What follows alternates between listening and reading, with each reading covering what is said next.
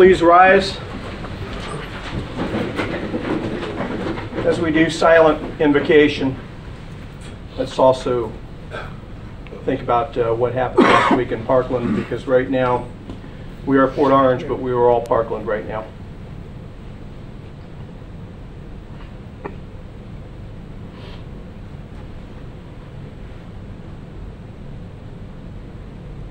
Amen. Amen. I pledge allegiance to the flag of the United States of America and to the republic for which it stands, one nation, under God, indivisible, with liberty and justice for all.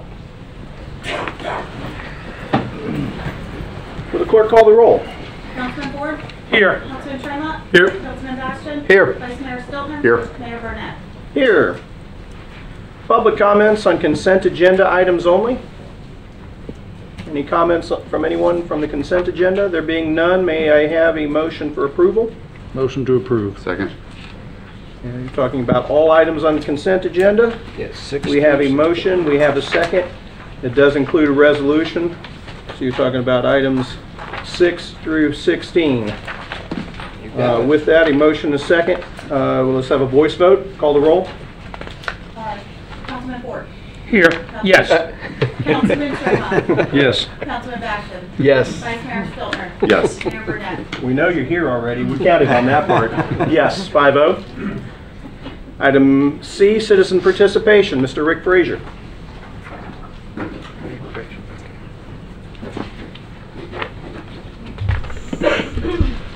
Good evening, Council. It's a privilege to be here speaking in front of you tonight. My name is Rick Frazier. I am the Vice Chair of the Board of the Space Coast Red Cross chapter. That is Brevard County, Volusia County, and Flagler County, just for your knowledge. We just received a proclamation. Thank you for that, for acknowledging us. The month of March is National Red Cross Day. Nationally, we're celebrating all the good work the Red Cross does.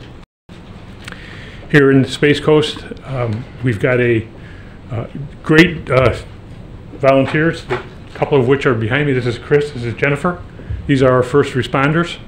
They're the ones that go out at 2 o'clock or 3 o'clock in the morning and help families who have suffered a house fire or some other disaster, as well as the emergencies, the hurricanes, and the wildfires and so forth. So Red Cross is, I had a privilege of joining the board last year, and they really do good work, mainly because of folks like these that are standing behind me. Just to mention that the month of March is National Red Cross Day. March 28th is Giving Day. This is where one day we ask people to get online to redcross.org/Giving Day and make a donation to the Red Cross. The last 16 months or so have been especially taxing with all the wildfires and the hurricanes and the one nor'easter that blew in as well. So I appreciate your consideration for this proclamation, and thank you for all you do for your city of Port Orange. And I live in Ormond Beach, but we never held that against you. it came down to Ormond Beach in Port Orange. So and I had relatives that lived in Ormond Beach. So again, thank you for this, and please acknowledge the good work of Jennifer and Chris here. They're the first responders, and they're the ones that do the heavy lifting. So thank you very much, and again for the proclamation and your acknowledgement of what the Red Cross does. Thanks for all you do. Thank you. Thanks, Jennifer. Thanks, Chris. Thank you. Katie Tripp. Come on.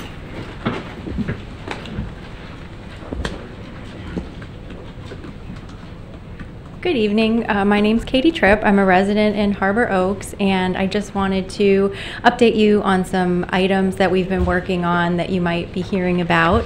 In Harbor Oaks, we're working on a Living Shoreline initiative, and I just wanted to take a moment to to thank you for your great staff and city manager who've been really helpful to us as we have started to embark on that. And there are a lot of really exciting things happening in Harbor Oaks, a lot of community events. We're having the opportunity to utilize the wonderful parks that the city has there for us. And so really, I just wanted to say thank you and introduce myself, and hopefully you'll see more of me and also some of our neighbors in the future. So thank you. Thanks, Katie. Mayor, real quick, I think you, what Katie kind of said what she's doing is minor compared to what's actually happening. Now, we're partnering, she's partnering with us, we're getting the necessary permits, but she is introducing some interesting things to the shoreline that are going to do great things for the river. You know, I mentioned once about being able to eat oysters here before I retire, but this is a great step to cleaning up that shoreline. And Harbor Oaks, as I've come to know them, have been great partners with the city, and not just saying, why isn't the city doing this, why isn't the city doing that, but coming to us and say, this is how we'd like to help the city do this and that. So it's phenomenal, and we look forward to trying to enjoy a little time in the park with the Harbor Oaks HOA here in the near future. So we're working with them on that now. By the way, they had an excellent presentation at their meeting this last week on far more than just the shoreline. They were talking about bringing back native birds, about what one can do to make one's property a habitat for wildlife. So there's a lot of things. It's kind of exciting. And by the way, I can honestly tell you, living down there, the shoreline is improving. Still has a ways to go, but I can see telltale signs. Compared to 20 years ago, the water is a lot clearer. You can see the improvement is indeed impressive, and with efforts like yours and what's going on down in Harbor Oaks, we can expect even better. Thank you. It's a beautiful And maybe community. Scott will have more fish to catch. There you go. Thank you for what you do. It's a win-win. And you're not allowed to ever leave Port Orange. We plan on staying, sir. You bet. Very good. Thanks, Thanks awesome. a lot. Mark Dickinson? Good afternoon, Mark Dickinson on Herbert Street, 667 Herbert Street. Well, thank you guys for everything you do, and I had a presentation set up for you, but unfortunately it didn't render in time. It was about 450 entries of motion on Herbert Street. I'm here to talk about the traffic. So I was making a time lapse for everybody to see here. The reason why I was coming in and see if the next time you have a traffic talk is to see if we can figure out some issues with Dunlawton to alleviate that flow that's in there, that backup that's in there, because it's spilling into Herbert Street. And right around the 5th Street or 500 block of Herbert Street, I think we have a sign that says no trucks over 1 ton or something like that. So it's not at the beginning or the end, but if you look at the time lapse, you'll see late at that point. Yeah, it's just tons and tons of traffic.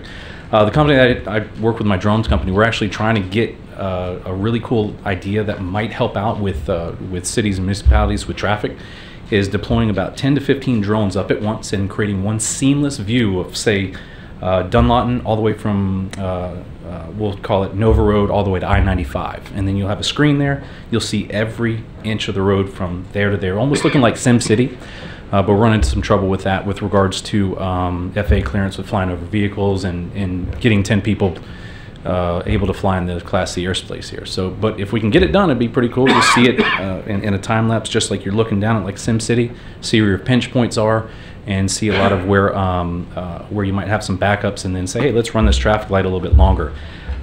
So with 446 entries of motion on Herbert Street, it's approximately, I would say it was somewhere around 1,500 to 2,000 cars.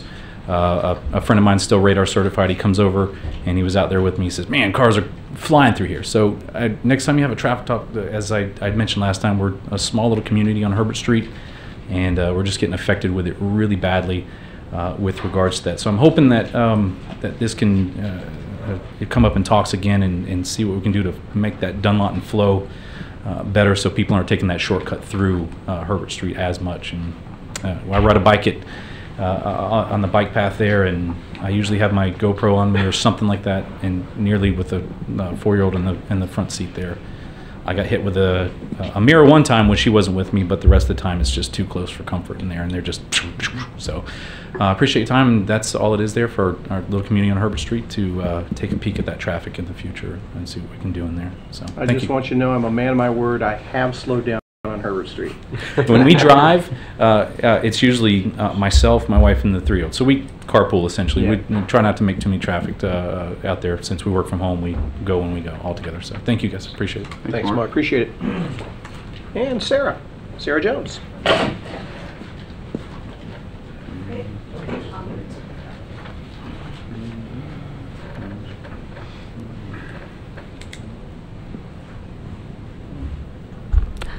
Sarah Jones, 44 Woodfield Drive, here in Port Orange. Mayor Burnett, Vice Mayor Stiltner, Councilors Bastian, Ford, and Tremont. I want to talk to you tonight about the oak trees that I see by the old police station that have red tape around them. And from finding out through various sources, it seems that these trees have caused the road to buckle, and there is some discussion of cutting them down, or an alternative of saving the trees at a greater expense.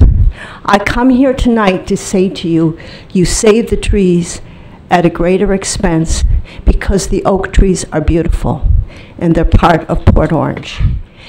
And a man with more knowledge than I explained to me, because the question was, well, if these trees are going to cause a problem, what about all the other trees all around the roads, both in the city center and in all these parking lots where trees all over Port Orange, there are oak trees that close to the road.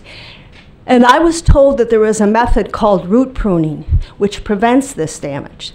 So I would urge you, one, to rectify this problem by the city center, and two, to quickly begin root pruning or whatever is required to prevent this problem from occurring on more of the city center. And also, I would say to you, if you have a person with private land and they face the same problem and they want to cut down the oak tree and you say to them, no, you can't, what precedent do you have to stand on when you haven't behaved properly in the first place? And the last thing I would say to you is that the oak tree is a beautiful thing. And when we first came to Port Orange and we were looking at property, at that time by Clyde Morris, the trees weren't developed. But I remember driving down the city center parkway there past the police station and those beautiful oaks, and it's very impressive. It makes you feel relaxed, it makes you feel good, it's part of human life, and it also during hurricanes absorbs a lot of the wind damage. I thank you for listening to me, and please save those oak trees and save all the other oak trees in the city. Thank you. Thank you, Sarah. We got Lynn McCarthy. Hello, everyone. My name's Lynn McCarthy. I'm here for Forever Fitness, and we were approved for a 5K, which we'll have on March 10th. And we are benefiting two charities, one being Wounded Warrior. The other local charity is the Jesus Clinic that provides medical care for people that are employed that can't afford health insurance. And you did approve for us to have that 5K, and what I'm requesting is possibly to waive the fee. Okay. I think we've already approved this, and you've already agreed to pay the fee. Yes, sir. Okay. Yes, sir. Okay. And this, Mayor, I believe if this is the 5K I'm thinking of, it does shut off traffic. Tim shuts off traffic on Herbert, correct? Which is different than some of the other stuff lately, held within a park or whatnot. This is actually on a city street, for your consideration. Correct. We'll start on Herbert to the city center, mainly around the city center, and then back to Herbert. That's coming up on March 10th. too. Yes, sir. My only problem with this is I don't know exactly what I'm waiving because we've got a certain amount of costs. Correct. And I've got to be able to recover those costs. I can't just pass those on to the taxpayer. You know, there may be some fees above and beyond those that we could look at, but on this short a notice, And without understand. being able to break this out from breaking that out, it's really difficult for this council to take action without that information. But I am going to say, if you put that request in writing with the original request next time around, Okay, love to work with you best we can. I appreciate Biggest that. thing is that when we make decisions to do that, we want to keep the city whole and the taxpayers whole. We're not trying to make money off of these No, things no, by any no, I means, understand. stretch the imagination, but I certainly appreciate what you're doing because those are two terrific causes. Yes, they are, and I appreciate your help on it, and I'll put that in writing and present it. Thanks. Thank you. Council comments? Scott, are you ready? I can do that. I've Why got don't you start with that, because it's kind of a somber thing and it really shouldn't be something to wait. I'm going to have several things tonight, but I first wanted to start by recognizing a fellow employee of the city of Port Orange who we recently lost unexpectedly by reading part of her obituary into the record. Lisa Marie Ferrara Daly passed away unexpectedly after a short but courageous battle with an illness on Tuesday, February 13th, 2018. Lisa was only 48 years old. She was born September 19th, 1969 in Lincoln Park, Michigan, to Robert and Ann Ferrara, growing up in Taylor, Michigan with her two sisters, Tracy and Deborah, and their parents. Lisa developed a lifelong passion for animals. She graduated from Harry S. Truman High School in Taylor and promptly followed her heart, starting a career working with animals. She continued working with animals in many different ways, even when she moved out to Colorado with friends. In 2000, she moved back to Florida to be with her family. Not too long after arriving, she began a career and embraced her passion for animals. She started working for the city of Port Orange, protecting animals and serving the public as part of the Port Orange Police Department as an animal control officer. Her service as an animal control officer was her passion, which embraced the promotion and the protection of animals, as well as serving and protecting the public. She served the city in various capacities throughout her time with the city of Port Orange and was a part of the community development department at the time of her passing. She married the love of her life, James Jim Daly, in November 2015. They made 2 trips to China to adopt their children, Jillian and Liam, ages 9 and 11, which they love more than anything or anyone. She also leaves behind her parents, Robert and Ann Ferrara of Port Orange, and her sisters, Tracy Lopez and husband Glenn of Port Orange, and Deborah Ferrara of Ormond Beach. Nieces Amy Malden, husband Casey, and Jordan Hills, nephews Dylan Hills, and an extended family. In lieu of flowers, the family has suggested memorials in her name and donations be made to the Marine Science Center of Ponce Inlet. Please note the contributions are for the Lisa Marie Ferrara Daly Memorial at the time of your donation. I just want to say, having worked with Lisa for many, many years, nobody showed up for work with as bright a spirit as she did every single day. And it was infectious. Infectious. And what a heart. And I can tell you, having gone to many, many animal control and animal complaint issues over the career, my law enforcement career, I was always happy when she showed up to handle those calls. She had a way with not only the residents, but with the animals, and just tremendous amount of service to this city. She will be definitely missed. So my heart and prayers out to her family, and definitely a loss, another loss for the city of Port Orange employee family, as we've seen several of these in the last couple of years, unfortunately. Before we move on to what else you have, I'd like everybody else who wishes to comment, go ahead. Drew, you knew her as well. Yeah, I completely agree with everything Scott said. I mean, she was, you know, one of those people that you want to have around you. And I know her family is, everybody's going to miss her deeply, because she was just one of those special people, for sure. Yeah, we're all going to miss her. The community has really lost a really valuable member of this community. She gave a great deal, and she will be very much missed. Chase? Yeah, I didn't have the pleasure. I know her sister, and her nephew Dylan was a student of mine. Actually probably my favorite student I've ever had. He was a smart, bright kid. So just a terrific family. Well said tonight, Scott. Appreciate that. And that was a beautiful service this past weekend as well. I tell you, this flu season was a hard one. It's not to be messed with, and I know it's late in the game, but flu is still out there. Please don't mess around with it. If you've got the flu, get treatment, and that's part of the message right here, because it happened very fast for her. We're going to miss her, and Scott, as the vice mayor, you had the sad duty of reading her obituary into the record. I appreciate that, because not everybody could stay composed doing that when they're doing it for somebody they know and know well. Appreciate that. What else you got? Well, I wish I had more. I wish I had things that were of more positive nature, but those aren't the concerns that I really have on my mind tonight. So, I've had quite a few contacts and phone calls regarding the Douglas High shooting in Parkland, and how do we as a community better prepare? What should be the role of city government versus county government versus state, federal, so forth and so on. And there's a lot of emotion out there, a lot of discussion. I think it's a lot of good discussion. I have been actually I've enjoyed some of the conversations, and there's some unique thought out there. I guess the biggest one for us is we have 10 public schools.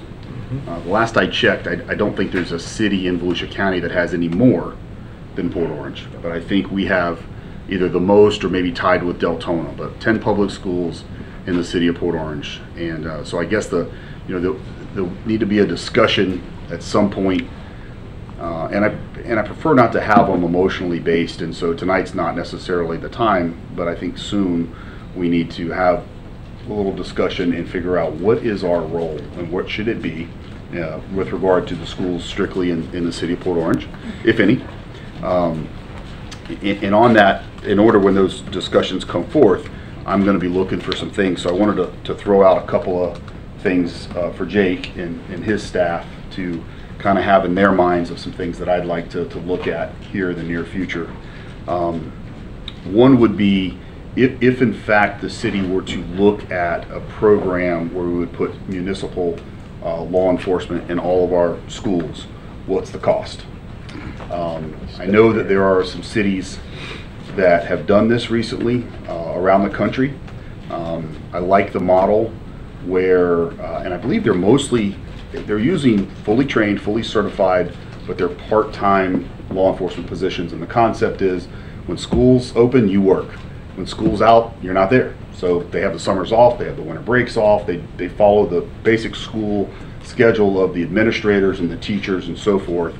So, because, if you do something like that, you obviously got to build in a little time for training and those types of things as well. But that may be a really unique position for us to look at attracting very talented and qualified people should we ever decide to take a hard look and an approach towards that. So that would be something I'd want to look at. Also is a cost for a true risk assessment from our perspective of the schools. I'm sure the county and the school board does one from the inside, maybe looking out. But if it's not being done, I'd like to look from the outside looking in, because when our people respond, and they will be the ones that are getting there first for most cases, they're coming from the outside in. And I know many years ago we did some risk assessments, pretty extensive actually, and I just think we need to make sure we're taking a look at those, make sure they're up to date, see if they need to be updated. I do know that the schools, they add portables, take portables away, they go through renovations, things change, entrances and exits and stuff like that. So I don't know if it would be appropriate to have a private risk assessment, or do we do it internally? But I just want to look at that discussion and see, what's the best fit for that. I kind of think internally within our own organization may be the best way to go with something like that. And then the last thing would be just to make sure from the city manager and the police chief's perspective to take a look at our active shooter response protocols, make sure they are up to date, and I don't know how frequently those are being visited and revisited, but certainly these incidents like this are unfortunate reminders that we do got to pull those things out from time to time and see if they need to be updated and learn from, because the one thing that is evident is every time there's one of these incidents, there are lessons to be learned, and things that we can do to make our own protocols and responses more effective and efficient. So it's a very, very tough subject, and you're absolutely right. You don't want to make decisions based on emotion, but I think it's okay to be motivated by that emotion. Certainly. Absolutely. I've had some conversations as well, and I had a back chat with the police chief Sunday night, but I think it's important to know that whatever it is that we do as a community, there are multi-layers of government working together. We already have the Sheriff's Department put resource officers daily in our high schools.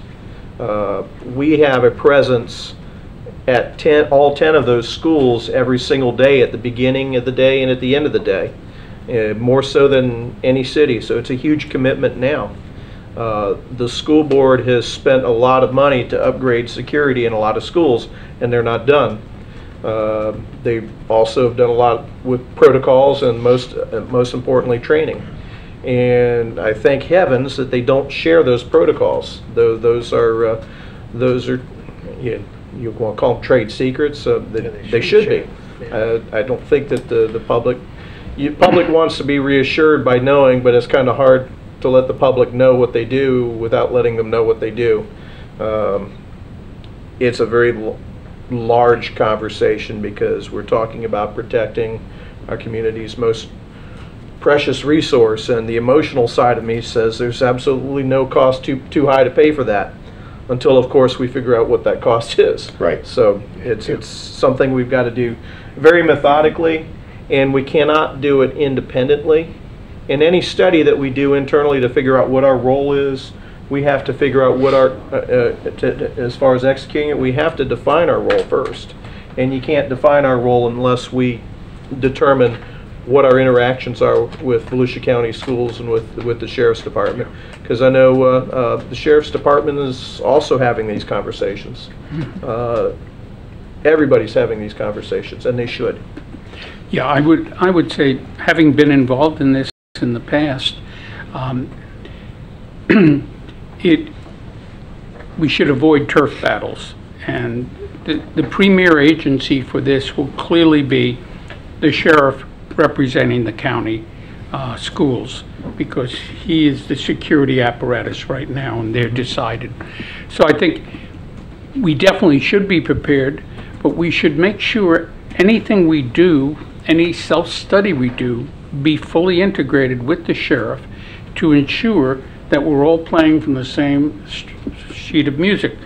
We had several incidences when I was chief where, I learned that very clearly, that if you don't work together, all sorts of strange things occur. We also have to clearly define for our officers, and I think Scott is very insightful, active shooter regiments. There's also to training as basically we would be the second responders, the first responder being the sheriff's people on campus, and then we would come as backup. And what I think we really need to, and I think what you're suggesting, is that we really need protocols built in, good communications, so there'll be a seamless interface as Port Orange comes onto the campus to assist the Sheriff's Department in maintaining security. The second theme that I think we saw a monumental failure in Parkland is we will know the players in town more than most anyone else. And one of the key things is we do need a protocol in our own police department to identify troubled youth or adults that may be a threat to institutions like our schools, and to make this highly sensitize our officers, to have internal mechanisms. So intelligence on these type of people doesn't get lost, like occurred tragically in Parkland.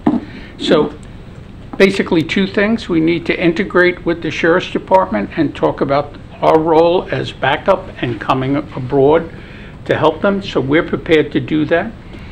The one thing I saw that clearly when we were doing it, and Scott, you remember some of the times with the officers milling around the front gate trying to figure out what they were going to do? That shouldn't occur anymore. There should be, when they get there should be a protocol. They know where to go. It should be fully integrated and work seamlessly. And the second theme is good intelligence and sensitivity to troubled souls that may want to do harm to our schools. Anything else on this subject?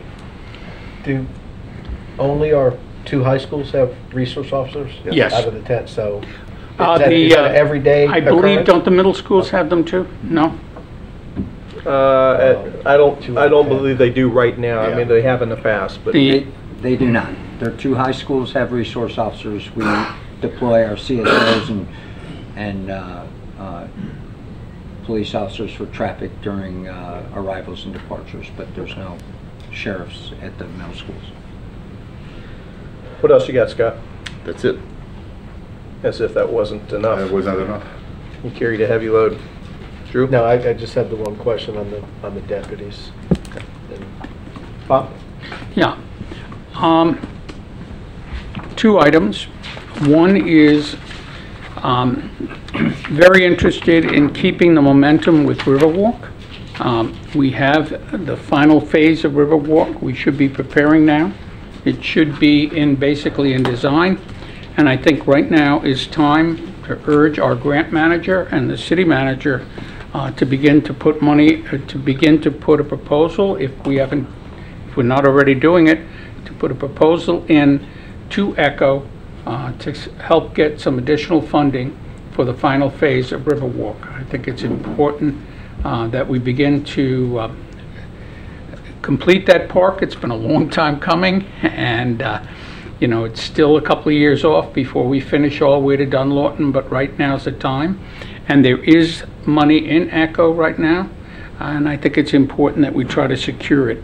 We haven't done as well as we should have in the past, and let us hope we can do a little better in the coming years in getting funds to help build our parks. You and Jake did some riding around, taking a look at how to tie the trail in, did you? Councilman Ford wasn't with No, I wasn't us, with them. but is very familiar. He's been to a few of the community community meetings, so he's seen. We rode around with some FDOT's River to Sea trip, whatever they're calling it this week. But rode around and made sure that the areas that we speculate the trail will be best served is on their plan, so it'll get funded. And the problem with, although it's not a problem, I hesitate to jump right in with ECHO because we might be able to get this funded fully by the River to Sea Trail people, and I don't want to get too far ahead of them and realize that not that we misused ECHO, but we used ECHO that could have been spent with other people's money. Having said that, we didn't have any projects last year that demanded ECHO funds, so Councilman Ford's right. We should be dipping into that pot. If necessary. But there's other places we can probably fill in, and Amanda, she's not here tonight, but our new grants manager is knocking on the door of everybody right now. Can you have her come to a meeting just to introduce herself to us one evening? Sure. Okay. Sure, absolutely. Because I think we're all excited about the fact that you. And she's pretty excited too. Good. We're trying to.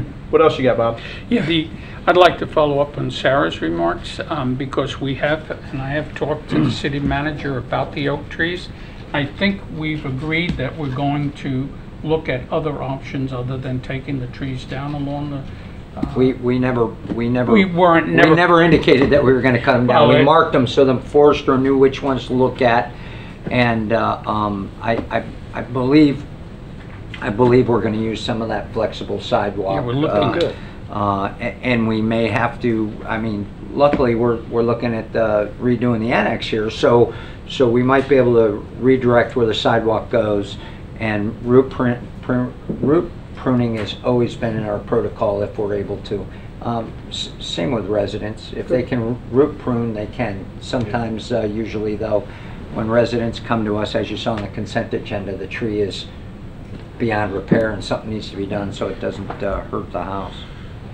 So yeah, we're on that for those 5 trees. Jake, does our forester, is he the one that would like recommend the root pruning, or is he the one that actually does it? He's the person we call when we have a, you know, lay it out. what can we do, Concern, what should we do? okay. And you know, to be honest with you, we're going to root prune those trees, but 7 or 8, 9 years ago, from now, if It's that been root needed pruning again. fails, Yeah. we're going to be in a bad spot. Yeah. But we're going to give it a shot. Okay, good. And so we'll see how it goes. But Very the I'm here to tell you that that sidewalk will not look like the rest of the sidewalk. So that's something we'll, not a price we'll pay, but it'll look kind of different. But I imagine as time goes on, it might all look the same because we might have to march it all the way down the pathway as we go on. Okay. And for those of you that aren't familiar, it looks very similar to a high school track, that rubberized Oh, okay. like surface, Okay.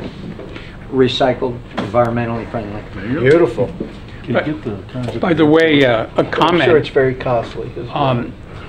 As annoying as our sidewalks can be from time to time, and the worst of them, never go to Europe, because you will be totally amazed at what passes for sidewalk and road surfaces in Europe. Even in the most developed areas of Europe, they're unbelievable. And how anyone there doesn't have a broken ankle, I don't know, because the streets and the sidewalks are unbelievable. I was just amazed what you they're passes amazing. for sidewalks in Edgewater and Oak Hill on US 1. I was going to say, when the sidewalks and the roads were built in the 1300s, that's kind of the price you pay. Yeah, Bob, They're trying to get their money back. Europe must be taking notes from New Orleans. They have some infrastructure. Bob, you got anything else? No. Chase? Yeah, thank you, Mayor. Just one. Several years ago, this council passed a unanimous resolution in support of Spruce Creek Rising and that organization's effort to remediate the dangerous condition of the Florida East Coast Railroad trestle of Spruce Creek. I had the opportunity to personally inspect the problem on Saturday, and it's my hope and intention to urge this council to renew its support for its resolution of support. It's a bad situation for the residents of Port Orange and the citizens of Volusia County. We need to encourage the county of Volusia and the Florida East Coast Railroad to remedy the situation before we have to deal with a tragedy on the waterway. So that is my comment today. Having been over there, it's a dangerous area, right? What's going on? So there's a lot of moving parts, obviously, to get that fixed. Through you get to the East Coast Railroad, the state, county. So I don't want that to be on the back burner for us. Do you want to ask Bob to come talk to us for a few minutes one night, give us an update, because he's the one leading that group. I'm sure he would love to. Yeah. So once you get him to coordinate that, the manager in the clerk's office will get it on the agenda. Just a report. We really need to look at strategies to keep this alive and what pressure we can bring to bear. Who would be the East Coast Railroad, of course, and From their perspective, I mean, if they... Yeah, they're not interested. No, they're not. Not their Because if they problem. do, they're gonna have... Last time we talked. All across the Not my state. problem. Yeah, but that's their problem. They're gonna have to do that every... You know, and what's Bob really is Bob disturbing... Lloyd, by the way. Okay. Yeah, they help create the problem. What's disturbing about that is clearly, if you've ever been down there and you looked, it's the not my problem, but yeah, all that stuff's from what I've done. It's theirs. There's no question. Their materials, those are their materials that are blocking the waterway now, that are just laying there, Absolutely. discarded. I mean, you wouldn't, there's nowhere in the city of Port Orange that we would allow a contractor to build anything, go, okay, I'm done, and walk away and just left all their other materials all over the place, and you couldn't pull into the parking lot or drive through the road or whatever because there's material there, right? But that's exactly what they've done down there. And what they're Curious ashamed to of hear it what is Bob has done yeah. with DEP to get them to. Yep. And if you talk about an organization who has the ability to mobilize equipment and clean it up quickly, it's the railroad. It wouldn't, to me, I look at it and I'm like, it wouldn't take them more than a couple of days, I bet. At most. It just doesn't look like it's that, would be that difficult for an organization as big as they are with the kind of resources and equipment to take care of something like that. When you see what they're capable of doing when they have to, I think what scares them is if they're made to clean this up, they might have to do it all up and down Florida. That's So- what the big problem is. So I'll also ask Bob to come and chat with the Environmental Advisory Board. That's a great idea. And then maybe the advisory board can maybe wake up some environmental folks to talk about Spruce Creek and Rose Bay Make some and all noise, that. Yeah, and try to get some movement that way through the state politicians and maybe engage the governor's office as well. We have some points of contact there, so I'll work with the environmental advisory chair. Terrific. It's not only a boating hazard, but it is a definite threat to the manatees. Manatees come up into Absolutely. that. And, Sure. I wouldn't be surprised if we see a couple of injured or dead manatees in that area because it is so difficult to go through the mess of railroad ties and sharp rocks and everything else that's been dumped in there. Well, and the danger of the kids too. I'd heard the stories, but the first time I actually got to see it, kids jumping off. I guess there's a little hole there where they can land, and then, 1 foot right to the right of that, they're knee deep in the water. I saw another guy walking across the trestle on the outer part. If he falls, goodbye. Yeah. No, it's not good. Anything else, Chase? That's all I got, Mayor. Thank you. I got 3 things real quick. First of all, in the city manager's report last week, it was shared with us via fire that we had 6 people transported via the ambulance unit from South Daytona and 1 from New Smyrna because that's 7 transports because evac was unavailable, and one of those was a heart attack case. That's 7 people in 1 week. I saw And one of the rigs down here, yeah. Jake, I would encourage you to encourage the chief to keep feeding us that information because we need to keep talking about it and make sure that it's out there for people to know about it. This is not something that is a small problem. We're paying for a countywide ambulance service, and I don't want to get into a situation where I feel like I'm paying twice to get single service, but it's getting there. We need to make sure this stays at the forefront. And I appreciate sharing the information with us and keeping it top of mind with all He'll of us. continue to give you a running score in the weekly, and that way you all know what the tally is. I hate to say it, but yeah, we need to keep score. I'm pretty sure that every day during the Speed Week events, that there was at least once or twice a day, there were no available ambulances in Volusia County, none. And that's just unacceptable. We need to meet with our county council representatives because it is the county's responsibility and share with them how deeply concerned the residents and the council of Port Orange is with the current ambulance situation and request that they actively work to provide additional resources to evac ambulance. Basically, this will not be solved without the addition of 3, 4, 5 additional round-the-clock ambulances. And they need to add them. It is certainly warranted, and it's not fair. It's not our responsibility. It's theirs, and they need to do it. As far as South Daytona and New Smyrna is concerned, let them know. We are a grateful neighbor. Thank you. But yeah, and Bob, that's one thing. Waiting on the county, I look at it this way. I'm tired of waiting on them to do it. I think we need to take an action and look out for our people. Can we send the bill to the county? Not wait for the county to do it. But I get it. I get it. There's a problem. Yeah, and I think we had that conversation a couple weeks ago that you need to fix the problem and get a protocol in place that will enable you, should you decide to go that route, to respond. The last thing you want is a citizen hurt at Lakeside and they can see an ambulance at 73 and it can't come because the protocols aren't in place to let that thing go get them. Something we need to work on. So we're going to continue working on that. I think there's momentum, and we'll see how it goes. Thanks. Just a quick note on that, Bob, I wanted to let you know, I have already met with and talked with the 2 county council representatives that cover Port Orange, and I also want to point out that I've been watching this quite a bit and speaking with other representatives around the county. This is not necessarily unique to Port Orange. No, it's not. Just so you know. There are other cities that are experiencing the same issue day in and day out without having neighboring communities that happen to have a supplemental or plus program to step in and be their ultimate backup and save some lives. So.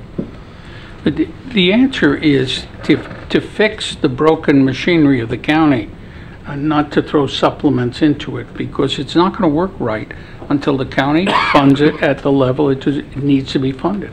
It's their responsibility. Or not at all. Yeah. One way or the other. So that one way or the other, and we need to keep having this conversation, and please keep feeding us.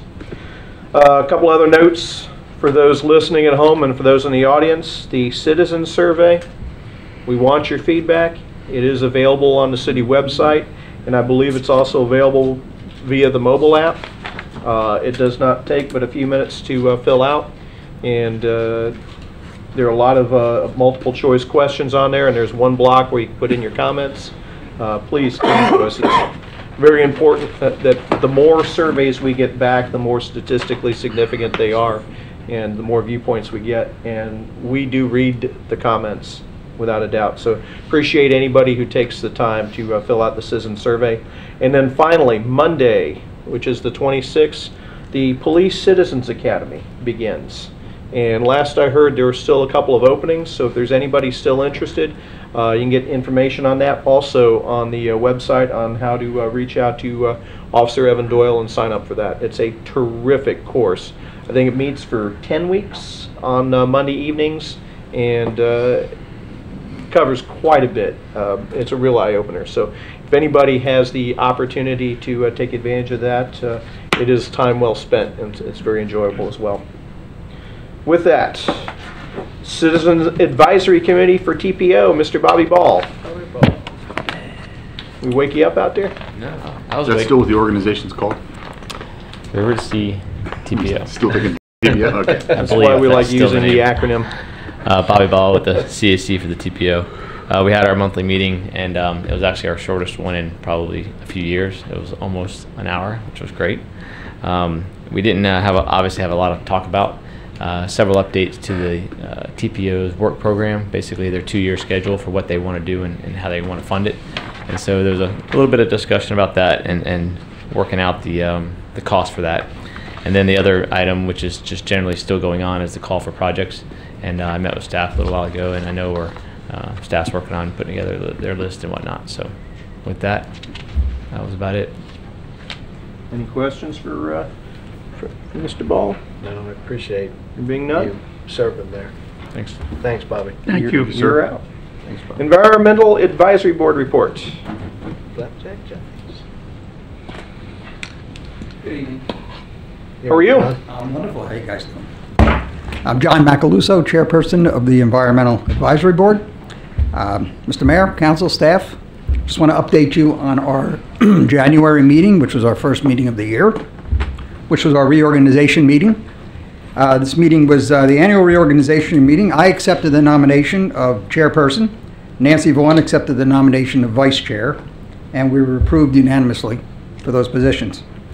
At that point, I'd like to take a second just to thank Derek LaMontagne for his service as chairperson over the past years. And Derek has put some issues on our table, which we will continue to move forward with. Just a quick summary of the issues we addressed at the January meeting and some of the issues that we're going to look at the next meeting. The Earth Day tree project, which we'll have more information next meeting for you on what we plan to do to celebrate Earth Day. The tree ordinance, we're going to review, make some comments, potentially update the ordinance as it stands. The tree mitigation bank, and we're reviewing that as well, trying to put ourselves in a position where we see where we're at fund-wise and where the bank stands and where we're going to move forward with that in the near future.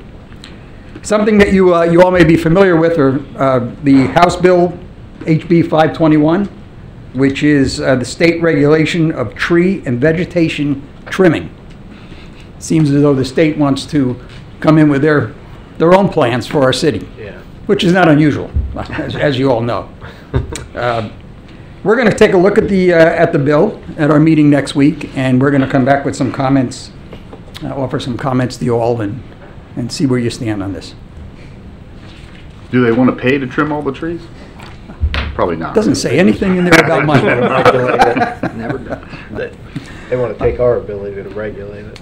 Earlier tonight, Katie Tripp was here. We have a presentation on the Harbor Oaks Initiative, which we're going to take a look at the next meeting as well. And of course, ongoing review of any open city projects that are geared towards the environmental facet. Also, I discussed with Mr. Johansson briefly about potentially having an environmental summit to look at the neighboring communities as well and what environmental actions are in our backyard right now. There's been a lot of talk about a number of issues since I've been involved, which has only been a couple of months now. I've gone out and talked to a number of people, and we have tree issues, we have water issues, we have air issues. What I'd like to do is get some people in to discuss this and also talk to the neighboring communities, because what bothers them obviously is going to bother us. So we're going to put that together for this year. We're also looking at meeting dates. The Environmental Advisory Board met 4 times last year. I personally would like to see it every month. I understand the budget constraints if we're meeting after the clock, and there are obviously funds that need to be budgeted. If we can look at possibly meeting during office hours, we would potentially not get into any overtime. If not, I would at least like to meet semi-monthly. There's a number of issues that have to be addressed, and 4 times a year, gentlemen, ladies, just doesn't cut it. And I think the issues are going to grow as we move forward. Last but not least, of course, council, staff, if you have any priorities, any environmental priorities, please drop them on us. We're ready to go and we're ready to take action on them. Look forward to meeting with you all once a month and bring you updates on what's happening. And if you have any questions, please. Appreciate it, John. Thank Any you. questions? Thanks, John. Appreciate it. Any questions or comments? I will have a lot, but you know, you heard our discussion on Spruce Creek Rising. Yes. I'd like to So noted. give you an update and connect you with the people. Yes, thank you. Excellent. Thank you, John. Thank you. Thanks, John. Thanks, John. Which brings us to item 20, which is the first reading of ordinance number 2018-3, which is a fire pension amendment for the share plan. Ordinance 2018-3 is an ordinance of the City of Port Orange, Volusia County, Florida, amending Chapter 54, Article 4, Code of Ordinances, City of Port Orange, Florida, entitled Fire and Rescue Pension Fund, amending Section 54-81, Contributions, amending Section 54-106, Share Plan, providing for codification, providing for severability of provisions, providing for repeal of conflicting ordinances, and providing an effective date. Motion to approve? Second. We have a motion, a second. Jake, anything we need to know on this other than what we've read and have seen? No, and this is exactly, this is the same as the police. Yeah, we that just did did that a earlier. couple This weeks is ago. fire. Yeah. Okay. Yep. Anyone else like to speak to this? There being none, call the roll. Councilman Ford. Yes. Councilman Tremont. Yes. Councilman Councilman Bastian. Yes. Vice Mayor Stiltner. Yes. Mayor Burnett. Yes, 5-0. Brings us to resolution number 18-3, requesting a referendum for a half-cent sales tax from Volusia County. Resolution number 18-3 is a resolution of the City Council of the City of Port Orange, Florida, requesting and supporting the County Council of Volusia County placing a ballot question on the 2018 election ballot for a 1/2 cent infrastructure sales tax to be levied for 20 years, providing for severability, providing for conflicting resolutions, and providing for an effective date. Motion to approve? May I have a second? I'll second to put it on the floor for some discussion. Good. How's that? Excellent. And for me, for one, anytime you have something like this, the 5 of us, in my opinion, have a responsibility to move this forward so everybody else can decide for themselves. Something this big, I am certainly not going to decide on behalf, because that's not the way it should be.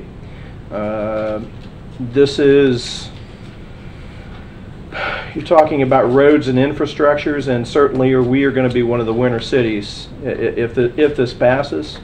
And I also kind of like it when you have, I guess the hard part about whenever we talk about ad valorem taxes, which is where we would have to go to pay for road money otherwise, is that not everybody pays that, and not all the users pay that. And this is actually a sales tax that 40% of it would be derived from visitors to Volusia County who contribute very little when they come and use our resources. So I don't know. I think there's still a lot of work to be done, but all 16 cities have to pass this resolution to get it on the ballot, at least to the point where, you know, whether people want it or not, it's going to be up to us to get the information out for them to decide.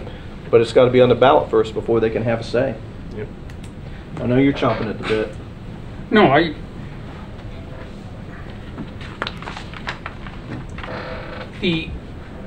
the issue with this, unhappily, it's getting mixed in with a lot of other things, because we've had now an eco tax discussed, fire tax, and all the rest. And it sounds like, you know, we're just bringing too many taxes to the front at once.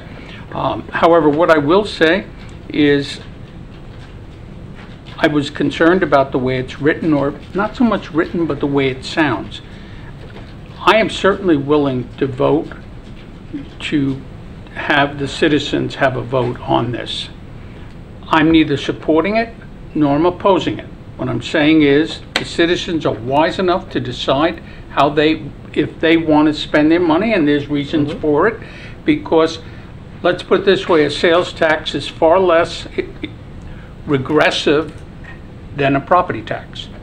And I want to assure you that if this does pass, I will fight to make sure that this supplants the property tax, not in addition to the property tax. That will be my argument. In fact, I would be much in favor of that if I could guarantee you I'd win that battle. But I can tell you I personally will fight that way. But on the other hand, all I say is the citizens are smart enough.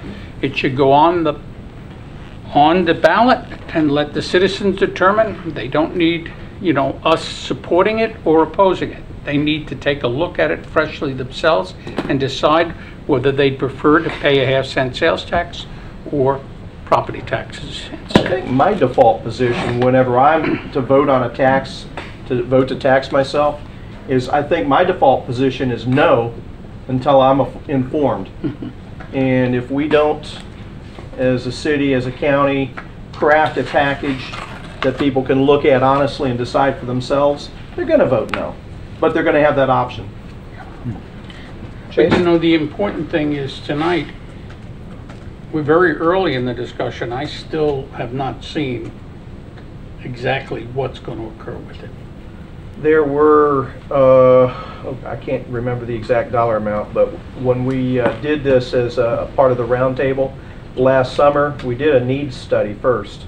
And all 16 municipalities in the county submitted potential projects. So there's a lot out there. There's a lot of meat on the table to look at.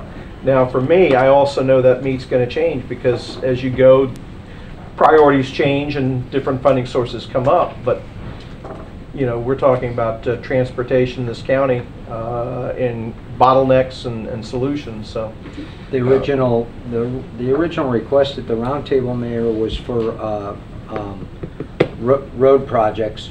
So we sent in our next 5 to 7 year paving schedule before we did the road assessment based on what we knew. That's adjusted somewhat.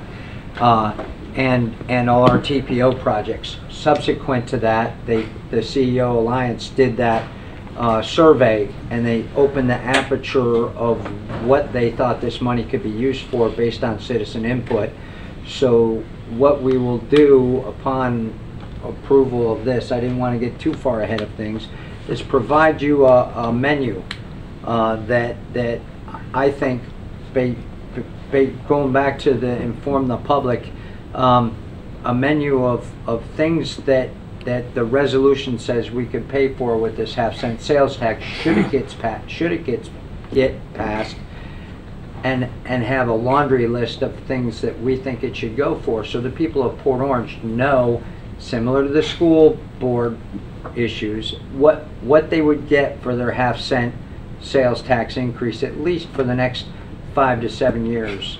And I think people need to know what they're voting for or not. I think we can show you, you know, at the 3.4 million give or take rate that Port Orange would benefit, we can probably show you upwards of $25 to $30 million worth of projects before grant, before FDOT, before.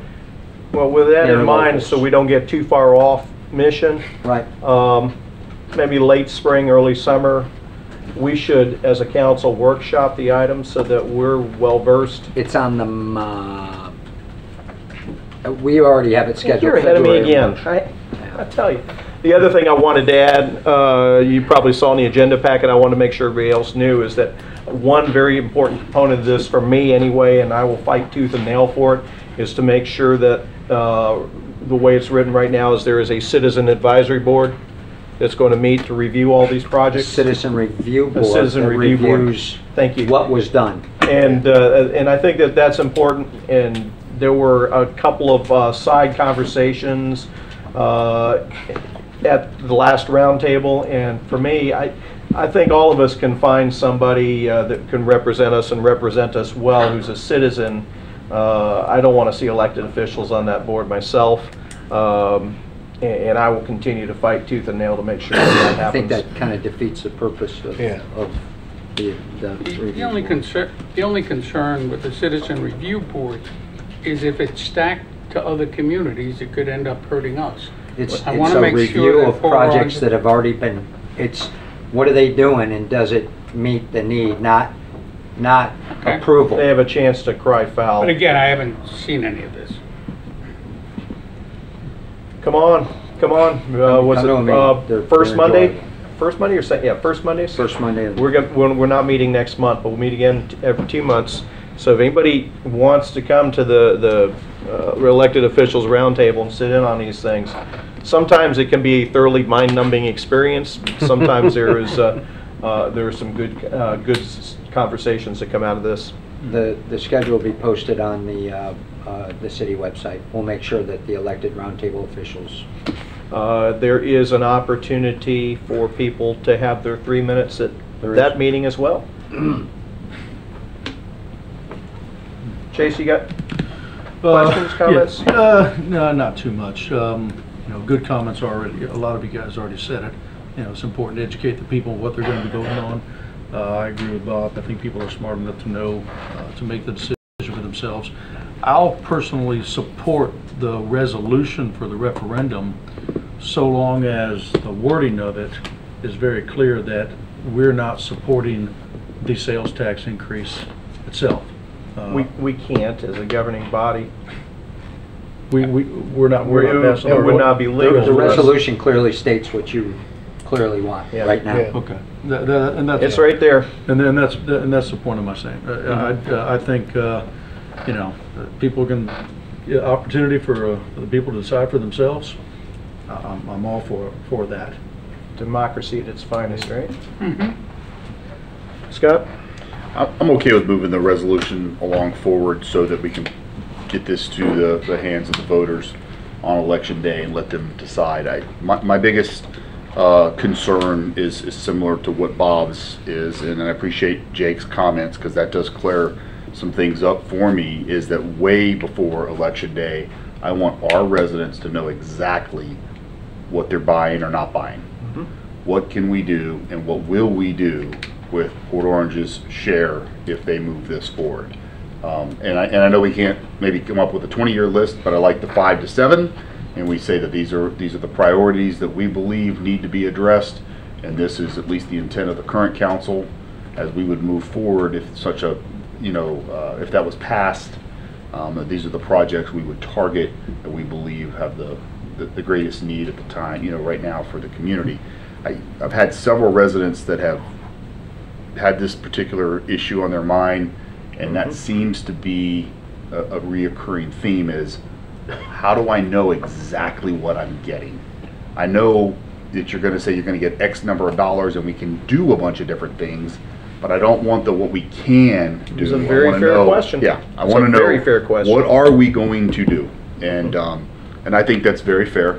And like I said, from my position, and I think we're probably all thinking the same thing. I don't mind. I understand how this process has to work in order to move this to the ballot. And so, my suspicion, by bad word, my guess would be that all of the elected officials across Volusia County feel similar in that regard. That okay, this is the process in order for us to get it into the hands of the voters, to let them decide. The other interesting thing with this is why I think this does make more sense to get this in the hands of the voters is that this is a regional issue, and none of us stay in the cities we live in 365 days of the year. Let's be honest. You venture out, you go to Daytona, you go to New Smyrna, you go to Ormond Beach, wherever you go, and you are traveling on municipal roads, county roads, state roads, and benefiting or not from infrastructure improvements, new infrastructure, expansion of roads, additional sidewalks. We as a city in Port Orange, unfortunately, we're behind on some of our own infrastructure maintenance from years of tough cuts where we weren't able to keep pace like we probably should have or would like to have. And so I would imagine that there's other municipalities and the county as well that are behind. And so there is a need to play some catch up for sure. And we also know that Volusia County as a whole, we're starting to age a little bit, and there are some infrastructure improvements that need to be made and maintained. And there are big things that we could talk about right now that impact us from a city and a county standpoint. And I kind of look forward to the workshop so that we can actually talk about those things, because that's the meat and potatoes of it. But just knowing right now, I was a big proponent of making sure we did an actual needs study instead of saying, hey, because they're talking about doing a survey. Now, me and the CEO Alliance wanted to pay for a survey, that's fine, but we did the needs study first, which was important. The only survey that really matters to me is the ballot box, and that's the bottom line. So it's up to us to put the best set of projects. Right now, what we take in from gas tax just to repave isn't enough. We supplement it with ad valorem tax. So there are reasons to at least examine this, and I look forward to the workshop. A question, Mayor, maybe Jake, you can answer this as well. What's the guarantee, what's the process of guarantee that we get our money's worth? Is there a contractual agreement? It's a state default. There's a state default algorithm that is in the wording, in the legal wording. If it gets passed, then this is how it shall be funded. So by law, the county would be in default of the law if they chose to do it differently. So I wouldn't think they would. They don't do it now with the way we do sales tax. So. Mr. Mayor. Margaret?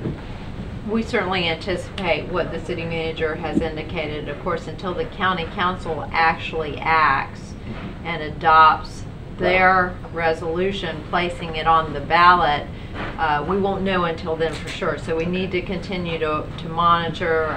It is what we expect the county will do, but we don't know until they actually do it. So, And if they don't, I'll be the first to cry foul. Well, I would think, Mayor, like we talked about at the round table, if they went counter to what this resolution, which by the way, it's the exact same resolution, save the city's name for every city, that there would be a public outcry beyond. There'd be 16 There would cities be with 16 pitchforks at mayors, the meeting. Yeah. Absolutely. So the same reason you don't want to play around in that gray area with what you're funding with it, because now the Citizen Review Committee will tell the county, well, I think these people are stretching the truth with how they're spending the money, and now everybody's going to come after us or that city with pitchforks. So I think public input will rule the day there. And just to clarify for everybody who's listening and watching, what we're requesting is the same thing that all 16 cities in Volusia County are requesting by this resolution, and this was agreed upon by the county, is that we would ask them to put it on the ballot with the language that we all agreed to. And that's what this resolution does. It doesn't obligate us to anything except to make that request to the county, and hopefully at the end of the day gives you all a choice as to what we do or not. One last thing, as far as the oversight committee, I actually have a resident of Port Orange, Greg Benet, who is willing to serve on that when that time comes. So he is one of the folks that I know has been following this with a passion. And so I said, well, how about this? Win or lose, will you serve on that? I think we'll have a good one. I think we'll have a handful of highly qualified people who want to do that. It'd be a good one. I'll second it when it comes to that time. That's all right. I'll float a name too. There you go. That'll be one even better, and that's saying something. Yeah, I'd agree with pretty much everything that's been said. This is important enough to notify the county that we want to see it on the ballot and let the voters decide. It's their money. Let them decide if they want to fund that additional half-cent tax and leave it up to them. That's not something that we should be deciding. And appreciate the work that Jake put into, like I said, he can identify $25 to $30 million worth of projects where we could start channeling that money if it's approved. I'm glad you said what you just said, because I'm going to sit there and say that 16 mayors and the county chair sit there, and we all bloviate a little bit about it. But 16 managers and the county staff that did a whole lot of legwork to support this, absolutely, including our own. And like I said, it's something that the voters it wasn't just something that was thrown together. They should be able to decide something like this for sure. So yeah, let's get it. Show our support tonight and have the county put it on the ballot. Hopefully. Anybody in the public like to speak to this? Anybody but Phil? Come on up, Phil. Come on, Phil. Let's go. I'm Phil Madsen, owner of Anytime Fitness here in Port Orange. As a business person, I'm listening to this conversation, and what I'm hearing is let the people have their say. Hard to argue with that. And then look at all the goodies we're going to buy when this thing passes. I'm also hearing about the advisory council or committee or whatever it is that you're talking about as a way to make sure people understand how this money is going to be spent.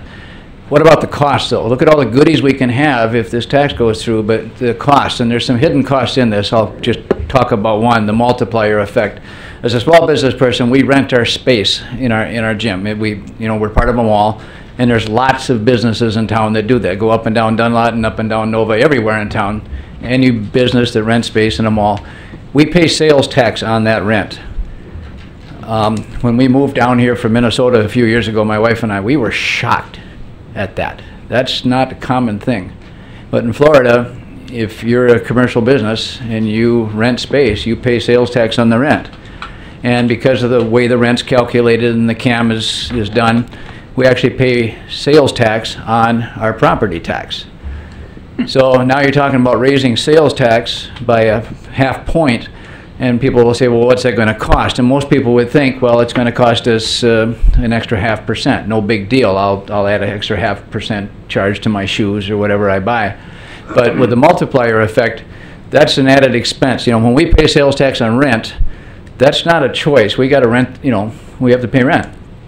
And you got to raise costs. You know, a business will raise its price to cover that added expense. And I get it about let the people have the choice. I get it about how are we going to spend the money, but I'm not hearing any desire to educate the public about the costs. What are the real costs of this? You said it's their money. It's your money too, because it's going to cost you more the product price is going to go up, and then the sales tax will go up on that product price because the businesses pay sales tax on their expenses.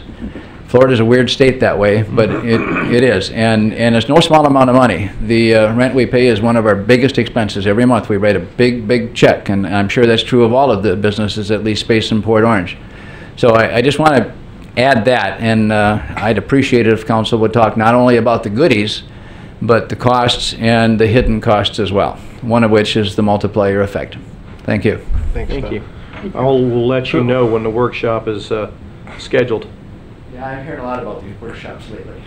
No, I'll reel you in for that one. Mayor, just to clarify, the list of items that would be on your menu are not new items, but repairing infrastructure that already exists. Yeah. So I just that's kind of, if you recall, from I'm recapping what we said at the elected roundtable, but this isn't for new whiz-bang neat stuff that we now can afford. This is for sewer mains, water quality, Stuff that we already need to do. Flooding. Yeah. We're going to have to paving. pay for it somehow. Yeah. It's either this way or another way. And another data point that they brought out in the, I don't know it to be true, but it was reported to us in elected roundtables discussions, was that 40% of the sales tax is paid by tourists that don't live here. It doesn't mean that Phil's example doesn't exist, but it kind of takes a little bit of the pressure, a little bit off the. Yeah. We'll talk more about that at the workshop, but you know, honestly, anytime we have something like this, right now, what we do is paid for by a much smaller population through ad valorem tax. Right. And not everybody contributes equally. And when roads don't get paved and we need more money for that, we raise ad valorem taxes, and the ones that get hurt the most usually are the business and investment property owners because they don't have homestead exemptions. Phil, I just want, I'm sorry. I just want to say I appreciate what you're saying, and that's a conversation I have with a lot of businesses. They're not supportive of that because of what it's going to do to them, and I share that, and that's the reason I'm not going to support it, to be honest with you. But what it comes down to me at the end is supporting the right for the people to make that decision for themselves. And I think what it's going to come down to, it's going to come down to who wins the narrative war as to who is going to benefit and who is going to hurt the most. Yeah, I think Chase is absolutely right. Taxes are a two-edged sword. You can do good things with them. You can also hurt a lot of people.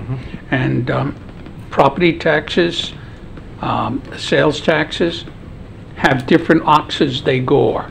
And, you know, Yes, they do. I am not enthusiastic. I've never been enthusiastic about raising taxes and creating new ones.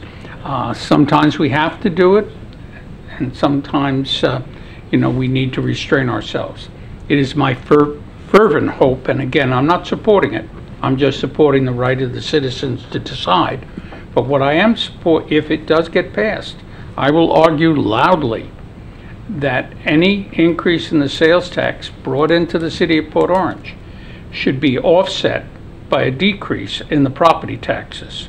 So it should be one goes down when the other comes in, because property taxes are the most regressive. We might argue a little bit there, but we'll save that for the workshop. Yeah, well, I know that'll be a good argument. Anybody else like to speak to this? Back to council, any other?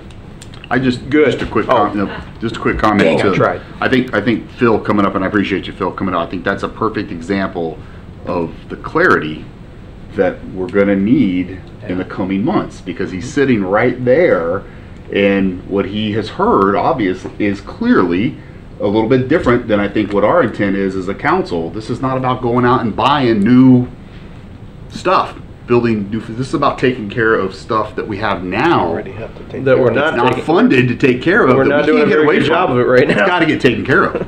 It's got to get paid for. It's got to be handled. Infrastructure has to be repaired. Yeah. It has to be maintained. As the city grows, infrastructure will have to keep pace with that kind of stuff. It's got to be paid for. With property taxes, we've got a lot of folks that live in our community who don't pay any, and so this is a mechanism to where everybody's at least paying some, and then tourists that come in Pay to the some. community pay a considerable amount too. So it should, Phil brings up a very, very valid point, and what I hope is that groups like the Chamber of Commerce will truly evaluate this, and they will. I mean, organizations like that can put out a lot of information in a short amount of time, and I call on them to do that. I mean, I think it's very fair that the residents, the voters, need to understand how will this impact the businesses as well as themselves. So I appreciate your comments tonight, Phil. Thank you. I think everybody starts from, like I said, from that default position of no, and then you got to sell Yeah. me on it. Yeah. And then you also, there is always a motivated self-interest. It's hard when you see these things on the ballots. Yeah. It's hard for everybody to really understand it. There's a yes and a no. And sometimes you can't even remember, is it the yes if I want it or the no if I want it? You know what I mean? And so I think, at least for our residents here in Port Orange, after a workshop and we come to terms with those items and those issues, that I think it's going to be really important that we, as an elected body, do our very best. I think we're setting ourselves up for one of the most lively workshops we'll ever have. That's good. Anything else? Call the question. Councilman Ford. Yes. Councilman Tremont. Yes. Councilman Bastian. Yes. Vice Mayor Stiltner. Yes. Mayor Burnett. Yes, 5-0. Look at that, democracy wins at least tonight, right? Which brings us to item 22, which is resolution 18-4, electronic filing of campaign reports. And I just went right past it. Item 22, there she be. The resolution of the City of Port Orange, Volusia County, Florida, requiring electronic filing of campaign finance reports of local candidates, authorizing the city clerk to enter into an agreement with the Volusia County Supervisor of Elections regarding the electronic filing system, establishing alternative procedures for filing campaign filing reports, providing for repeal of conflicting resolutions, providing severability, and providing for an effective date. I move to approve. Second. We have a motion, we have a second. Robin's smiling real big about this one for some reason. Jake, you want to recap it real quick?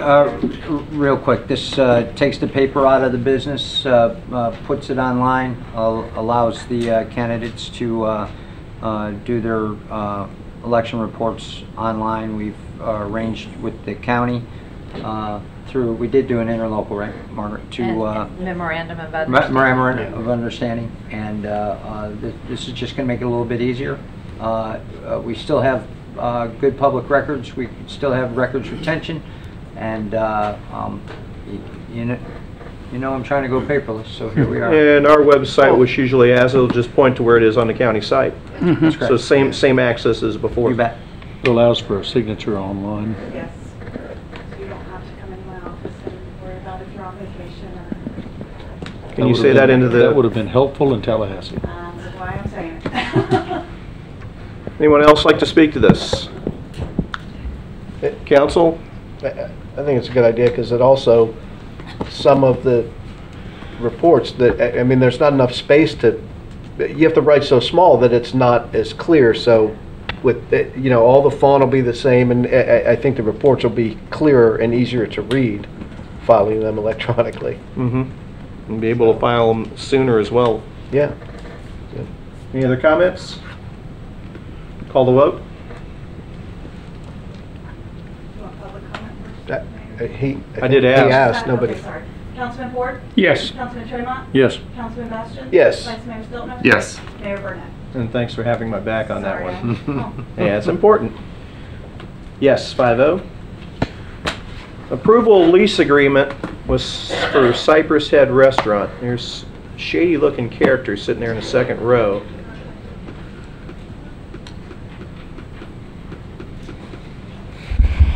Good evening, Mayor, Council, Susan Law, Parks and Recreation Director. On January 29th, a proposal was submitted by Kevin Hanna to operate the Cypress Head Restaurant. It was the only proposal we received during our process. The selection committee was comprised of a member from the golf board, Cypress Head homeowner, Kemper, a council person, and myself. The lease agreement will include a 5-year term with 2 optional 2-year terms, renewals on those terms. The leasee will pay a $100 per month rental fee plus the sales tax, 75% of the utilities, which approximately equates to about $1,350 a month, and they'll be required to provide an $8,000 deposit, which will come in 2 payments. So we're going to have $4,000 payment upon execution of the lease, and then they'll have another $4,000 at a later time. The leasee also is requesting to change the name from the Tavern to Flagsticks. And attached for your review in the RFP is all the lease agreements, and Mr. Hanna is in the audience today to answer any questions that you might have. We'll get to him in a second. First of all, questions for staff, council? Does the name change, whatever goes involved with the name changing, is that at their cost? Yes, it is. Okay. Signage as well. That's correct. That's the biggie. Any other questions for staff? I don't, because I served on the committee, and I mean, we had lengthy discussion. So we have you to thank for this mess. I mean, yeah. Well, I mean, there's one proposal, and he's got a good name in the industry, yes, he does. and some good knowledge, and he serves some good food at his location in South Daytona. I've been there a few times, so yeah. With that, why don't we bring up the applicant for the introduction. Yep. Let the real grilling begin. Tell us who you are and why you think you want to do this. My name is Kevin Hanna, and I am a resident of Port Orange and have been for 20-some years. I love to play golf, and Cypress Head is my favorite golf course. Spruce Creek is number 2 for me. But I see just a lot of things that are, I guess, not quite done the way I would like to see them as a person that goes out there and visits, and like to try to make those changes to make it a better place for the community and a better place for the golfers to enjoy the things out there. The restaurant was put there to kind of mold everything together, and it needs to see a lot more of the people enjoying the activities out there and developing the back patio area and putting a bar outside with a real person out there attending bar and getting a nice social environment as you come off of the 18th holes before you go home. Is it going to be a nice little spot to take care of the customers that come in that have the tournaments, to make it to where they want to come back to that particular site every year, and keep building the funds that need to be brought into the community from that side of it, and to take advantage of the residents as far as some of their smaller bookings and things without putting in room charges and things that I don't actually believe in. We've kind of built our restaurant where we're at started on our back room or our banquet room, and I remember in the very beginning the Thursday Chamber of Commerce was the first the ones that came in, and they were the ones that were there at 8 o'clock in the morning, and there was nobody else in the dining room, and it was embarrassing to see that they were the only ones there at 9:15 when they left, and there was still nobody in the dining room. To today, the room is used 2 and 3 and as many as 4 times in a day, and the dining room is full. And we've been growing at about a 20% increase in sales every single year, including this year. Our payroll last year was a little over $320,000. We barely did $200,000 in sales our very first year. We believe in putting back what we make. We've reinvested in our own selves there every single year to replace all the equipment, the furniture, the computers.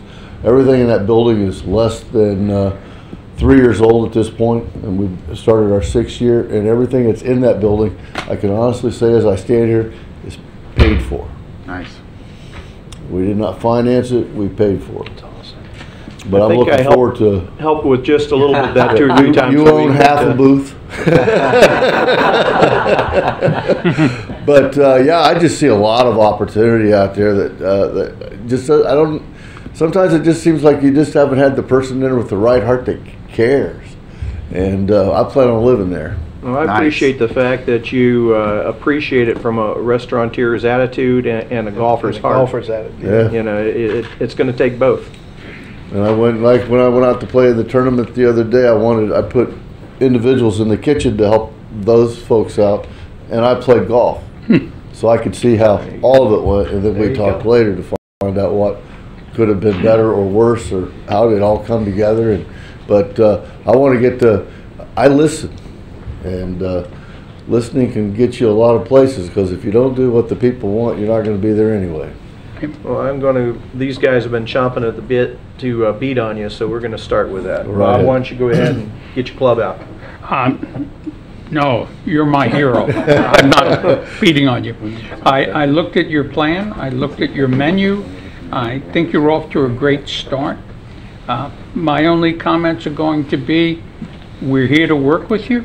You'll find that the council wants you to succeed. If you have any problems, any concerns, don't hesitate to come to us. We want you to succeed, and we're there for you. And you know, I think I speak for all of us when I say that we'll do anything reasonable, you know, to make you successful. I appreciate that very much. We really would like that. And by the way, I looked at your plan. It looks good. I think you makes me want to go out there and eat, and I will be there. I appreciate that. You realize that it's located outside of your district. Yeah, but I get lost once in a while. There you go. Okay. Outside the river district, I should say. Chase? First of all, you're on a roll, by the way. You said to come up for the grilling, and then you told Bob to get his club out. So good.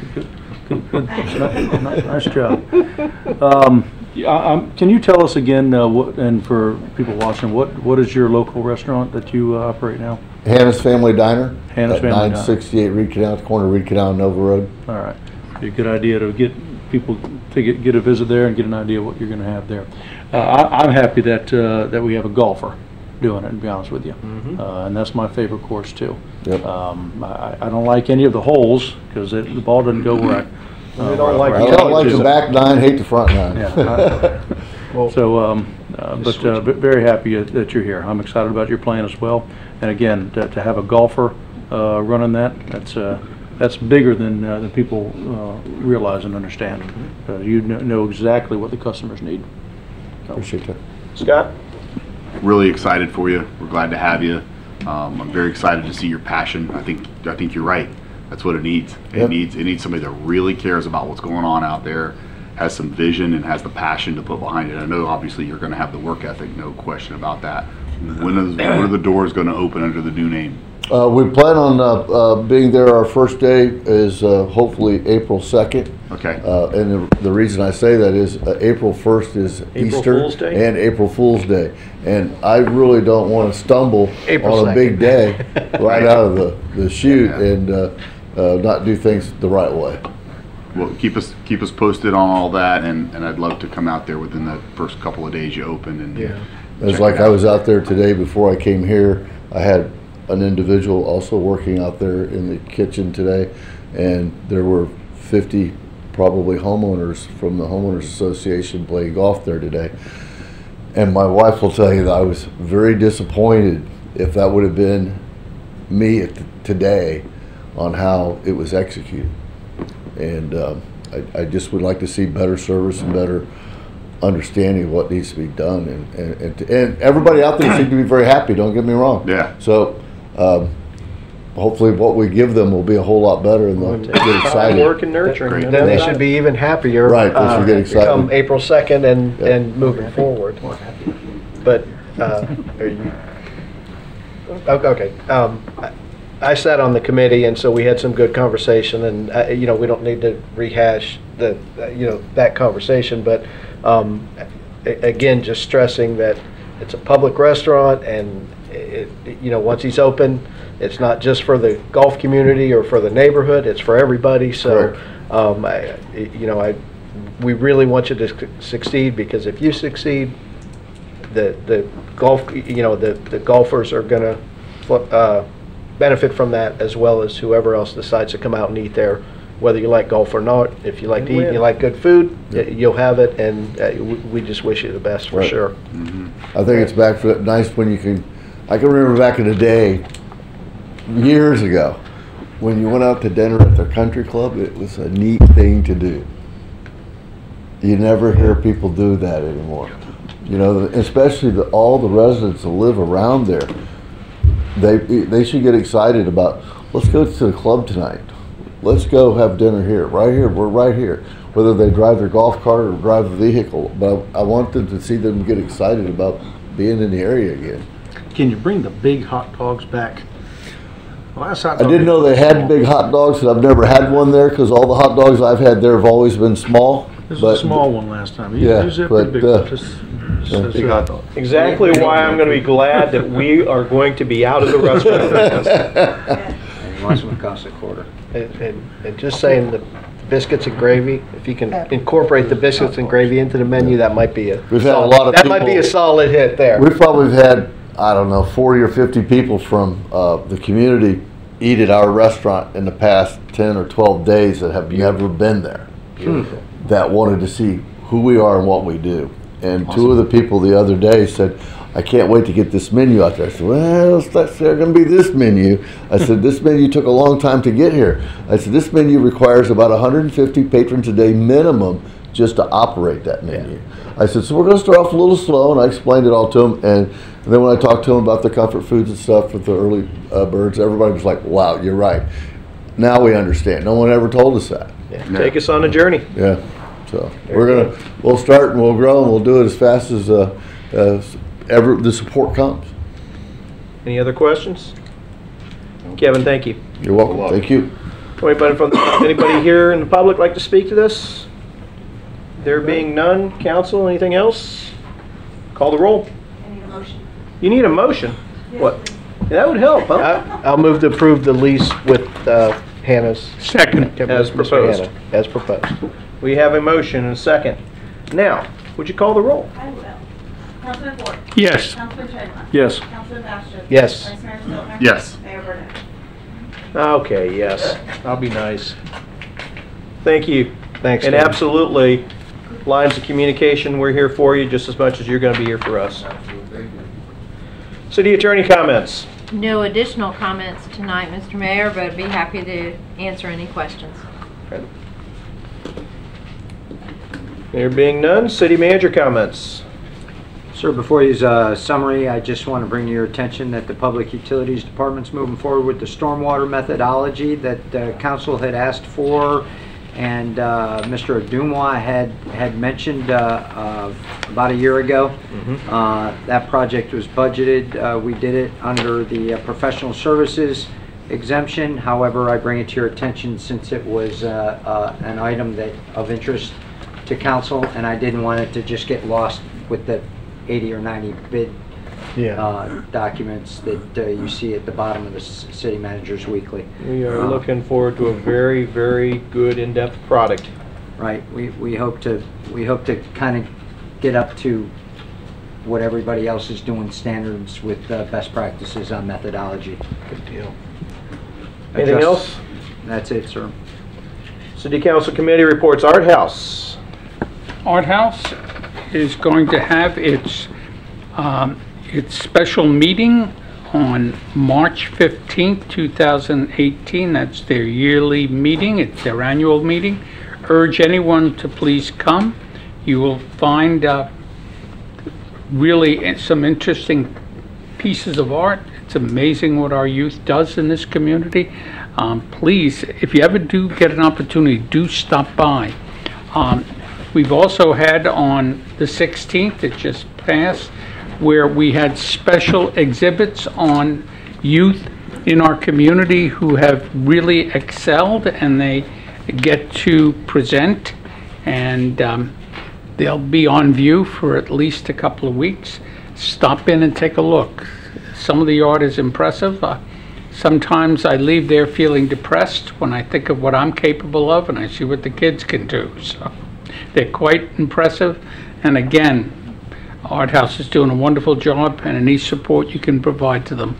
Please come to the annual meeting. It'll be between 5:30 and 6:30 at the gallery on Ridgewood. So please stop in. And that's again on Thursday, March 15th. So Looking forward to that. Port Orange South Daytona Chamber. Did any of us make the after hours last week at the assisted living facility? Yes. I did not. It was well attended. At Yorktown. Yes. Yes. Food, by the way, the food is wonderful at Yorktown. I got my dibs. I told my wife when she throws me out, that's where I'm going. It's funny because last night she mentioned that might be coming pretty soon. That's great. I'm going to leave that one alone.